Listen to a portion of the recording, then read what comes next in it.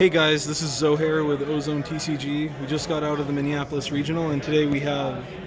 Hey guys, I'm Ryan Krueger. I got 8th place with Floowandereeze. Amazing. So, do you have any shout-outs before we start? I do have a couple. I got them written down just to be safe. First shout-outs to my wife for driving me up here and dealing with my obsession with Yugioh. Second shout-outs for my cousin Tristan. He got me into Yugioh when I was like 4 years old, handed me a green gadget and was like, here you go. Shout-outs to my friends Mike and Josh. They helped me playtest a bunch. Shout-out to my friend Jacob. He let me borrow Prosperities. And then shout-out to my friend Alston because he let me borrow Underworld Goddess, which never came up. Great. All right, let's get into the deck. All right.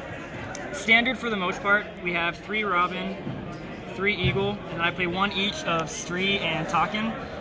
I don't think you need more than 1 Stree. A lot of people play 2. I just disagree with it personally. I've got the 1 Barrier statue, and I do main deck 1 DD Crow. I feel like it really comes up a lot. That's just my personal take. And then, take that a lot of people disagree with is I play the Samorg package. How did you feel about this specifically? I really like it. I feel like a lot of people were playing Dark Ruler No More in main instead and stuff like that, but I feel like this card's equally as good going first and second. I chain blocked a Baron like 7 times today going second, and I mean that's really helpful. And the field spell is a really good extension tool, and it gives your barrier statue an extra 300, so they can't crash into it with Alistair. Unrelated. Great.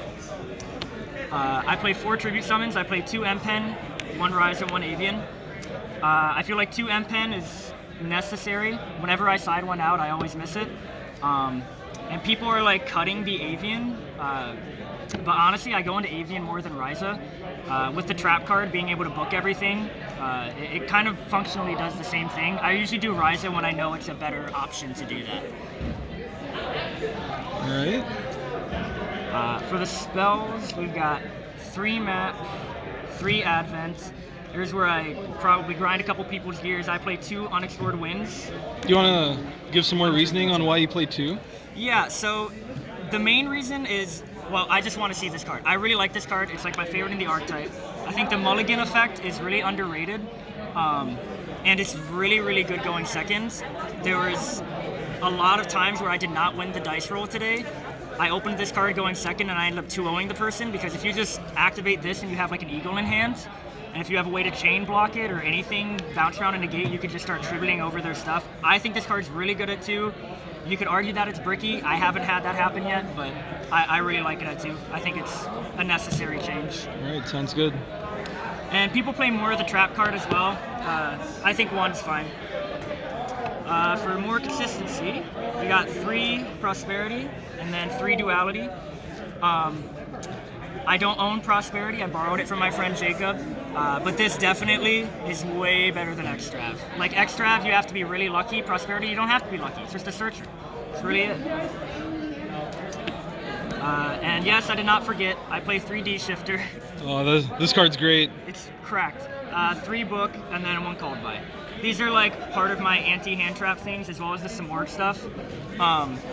My goal, because a lot of people were saying you need to open 2 hand traps in order to beat like a good deck. So I wanted as many ways to play around hand traps as possible. So all of these cards are anti-hand trap cards. And that was kind of my goal. This plays around Valor, Imperm. This also plays around Valor and Droll. This is Extension. This plays around Ash. This plays around Ash. This plays around everything. So I wanted to have as many outs to hand traps as I possibly could. And I think it worked out. I didn't really open D-Shifter that much. When I did, I think it was twice. I was fighting Adignisters and he had to just pass his turn. I still lost, unfortunately. Yeah. The arrival was too big. And then I played against Dinos and he was sad, so. All right. And then we'll go into the extra deck. Almost never came up. Play a Fuko, Promenade Thrush, Nightingale, Downer, Zeus. These are probably the most common cards that I go into. I did win a game because I went into this today. It activated Zombie World, so if you open Map and 2 birds, it allows you to get to a rank 1 without using any of their effects, so you can still special summon. So I was able to go into Thrush. Thrush is good. You can shuffle Zombie World back. I didn't plan to do that, so instead I just made Downard. Zeus kind of sat on that. cleared the board. It was a good way to control, and then if you have one bird, you can keep playing. So Okay. is that weird picks that I do go into, but not very often.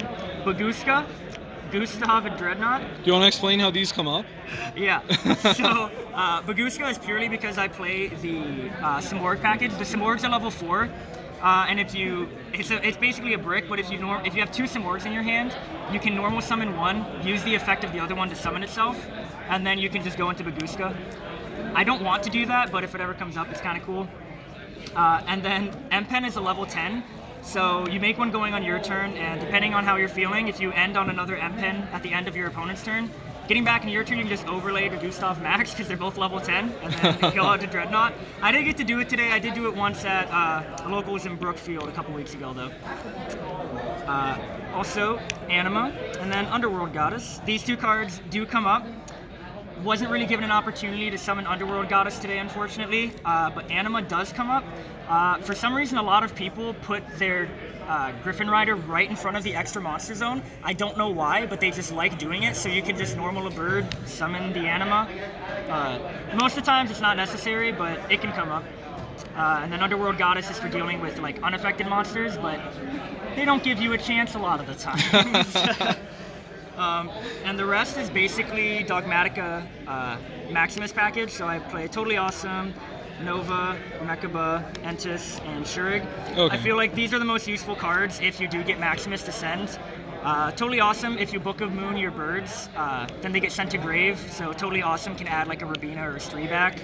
And then these are kind of self-explanatory. And then we've got the side deck. Yeah, let's see this. So I play a Dark Simorg. I did use it in my last match today against Eldritch. Also really good with Unexplored Winds. They set 1 card. In response, you can change the Dreaming Town. Yeah. Go through your whole line, search the Simorg, tribute over their set card, and whatever bird you have, summon the Simorg, and then they just kind of lose. They can't really do anything. Next I got 3 Dark Ruler, Super Clutch. I play a Harpy's Duster, Twin Twisters, and then kind of spicy is 3 Blizzard. You want to talk some more about this? Yeah. Where this came up? So I was using it originally when Prank Kids was more prominent a little while ago because their fusion spell is a quick play, it comes up, and it's really unfortunate. It's also really good against, it's just another way to get around Zombie World for at least a turn, and then as well as Branded in Red.